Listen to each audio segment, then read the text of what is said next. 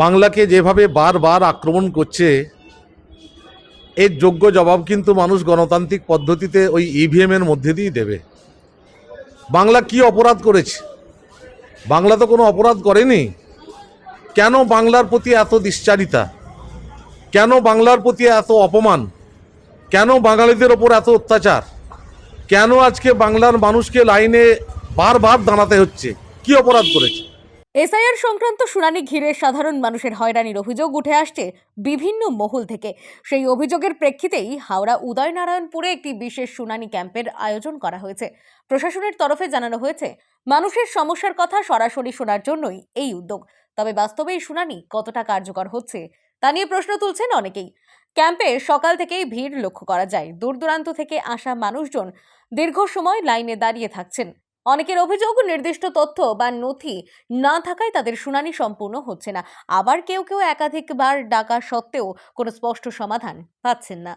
স্থানীয়দের এক অংশের বক্তব্য, কাজের দিন ছুটি নিয়ে এসে ঘন্টার পর ঘন্টা অপেক্ষা করেও পরিষ্কার করে জানানো হচ্ছে না তাদের সমস্যার সমাধান আদেও হবে কিনা।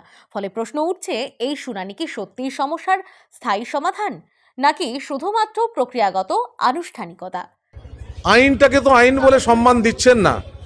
টোটালটাই একদম কেন্দ্রের বিজেপি সরকারের নির্দেশে এই বাংলাকে কিভাবে হেয় প্রতিপন্ন করা যায় সেই চক্রান্ত তারা বারবার চালিয়ে যাচ্ছে।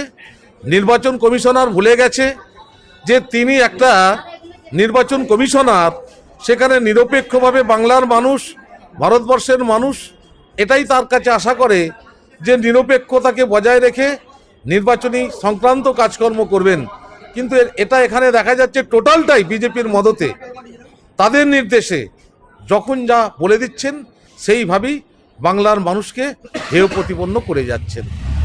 কখনো বলছে আধার কার্ড চলবে, কখনো বলছে চলবে না, কখন বলছে মাধ্যমিকের অ্যাডমিট চলবে, কখন বলছে চলবে না। এটা তো একটা যাচ্ছে তাই অবস্থা, একটা বাংলাকে তারা দখল করার একটা চেষ্টা চালিয়ে যাচ্ছে।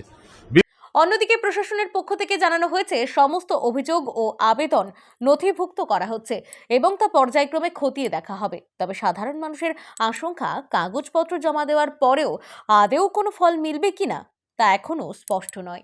Bureau report, social 24।